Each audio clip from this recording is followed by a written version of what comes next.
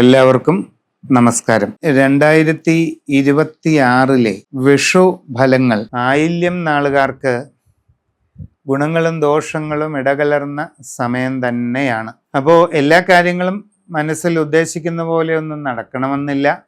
പല കാര്യങ്ങളിലും പല ബുദ്ധിമുട്ടുകളും ഒക്കെ ഉണ്ടാകാം. അത് ശ്രദ്ധിച്ചും കണ്ടുമൊക്കെ വേണം മുമ്പോട്ട് പോകാൻ. നല്ലതുപോലെ ചിന്തിച്ച് ഓരോന്നും ചെയ്യണമെന്ന് ചുരുക്കം. കുട്ടികൾ പഠനകാര്യങ്ങളിൽ കുറെ കൂടെ ജാഗ്രത കാണിക്കും. എല്ലാം അങ്ങ് നടന്നോളും എന്ന് വിചാരിച്ചൊരു സാമട്ടിൽ പഠിച്ച് നിൽക്കരുത്.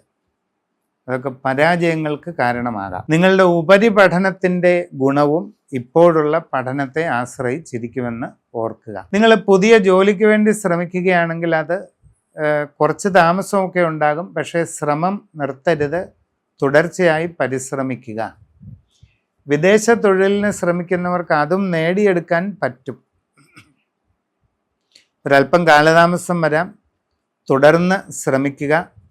അതോടൊപ്പം അങ്ങനെയുള്ള ശ്രമങ്ങളിൽ ഏതെങ്കിലും പാഴ്ചെലവുകളോ പോരായ്മകളോ കുറവുകളോ ഉണ്ടാകാതെ നോക്കുകയും വേണം. കച്ചവടങ്ങളൊക്കെ നടത്തുന്നവർ വളരെ സൂക്ഷിച്ചൊക്കെ ചെയ്യണം. നിങ്ങൾ വിചാരിക്കുന്നത് പോലെ എല്ലാം ഭംഗിയായിട്ട് നടക്കാവുന്ന ഒരു സമയമല്ല. സാമ്പത്തിക നഷ്ടങ്ങൾ ഒഴിവാക്കണം. കച്ചവടത്തിൽ ശ്രദ്ധ കുറയരുത്. കസ്റ്റമർമാരുമായി നല്ല ബന്ധം നിലനിർത്തണം. നിങ്ങളുടെ ബിസിനസ്സിനെ കൂടുതൽ വിപുലീകരിക്കാനുള്ള വഴികൾ ആലോചിക്കണം.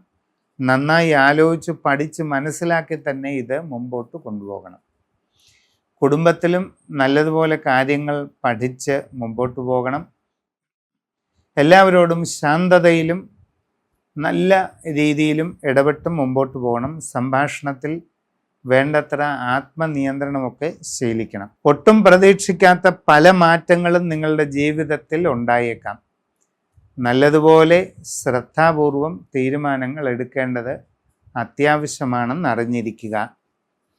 സമഗ്രമായ രാശിചിന്ത ചെയ്ത് ഉചിത പ്രതിവിധി കണ്ട് മുമ്പോട്ട് പോകുന്നത് വളരെ ഗുണം ചെയ്യും.